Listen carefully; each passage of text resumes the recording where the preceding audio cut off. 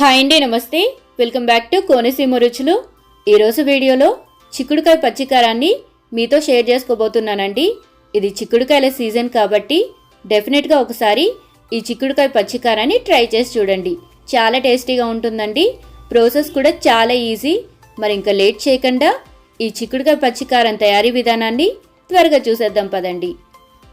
చిక్కుడుకాయ పచ్చికారాన్ని తయారు చేసుకోవడం కోసం ముందుగా ఒక మిక్సీ జార్లోకి పొట్టుతో సహా 10 వెల్లుల్లి రెబ్బలు, 1/2 టేబుల్ స్పూన్ జీలకర్ర, మీ రుచికి సరిపడ ఉప్పు, 10 పచ్చిమిరపకాయలు కూడా వేసుకొని ఇలా కోర్స్గా గ్రైండ్ చేసుకొని పక్కన పెట్టుకోండి. ఇక్కడ పచ్చిమిర్చి మీరు తినే కారాన్ని బట్టి అడ్జస్ట్ చేసుకోవాలండి. మీరు తీసుకున్నవి కారం గల పచ్చిమిర్చి అయితే తగ్గించి వేసుకోండి. ఇప్పుడు కడాయిలో 2 టేబుల్ స్పూన్ల ఆయిల్ని వేసి హీట్ చేసుకోండి. అందులోని 1/2 టేబుల్ స్పూన్ ఆవాలు, 1/2 టేబుల్ స్పూన్ జీలకర్రను కూడా వేసి వేయించుకోవాలి.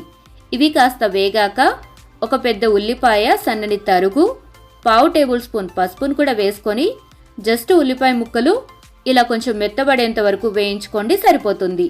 అందులోనే మనం ముందుగా గ్రైండ్ చేసుకుని ఉంచుకున్న పచ్చికారాన్ని కూడా వేసుకొని 4-5 నిమిషాల పాటైనా మంటని లో ఫ్లేమ్లో పెట్టుకుని కలుపుతూ ఫ్రై చేసుకోండి.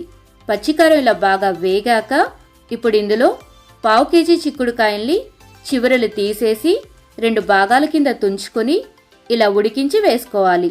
అందులోని ఒక రెబ్బ కరివేపాకును కూడా వేసుకొని ఒకసారి కలుపుకొని మూత పెట్టేసి లో ఫ్లేమ్ మీద మాత్రమే మధ్య మధ్యలో కలుపుతూ వేయించండి.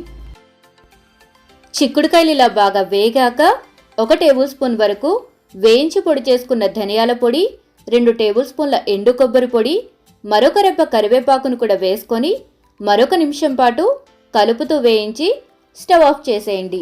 ఈ చిక్కుడుకాయ కారం వేడివేడి అన్నంలోకి కమ్మగా చాలా టేస్టీగా ఉంటుందండి. మరి మీరు కూడా ఈ రెసిపీని ట్రై చేసి మీ విలువైన ఫీడ్బ్యాక్ని నాతో షేర్ చేసుకోండి. మీకు ఈ వీడియో నచ్చినట్లయితే తప్పకుండా లైక్ చేసి మీ ఫ్యామిలీ అండ్ ఫ్రెండ్స్కి షేర్ చేయండి. ఇలాంటి మరిన్ని ఈజీ అండ్ టేస్టీ రెసిపీస్ కోసం మన కోనసీమ రుచుల్ని సబ్స్క్రైబ్ చేసుకోండి. Thank you for watching.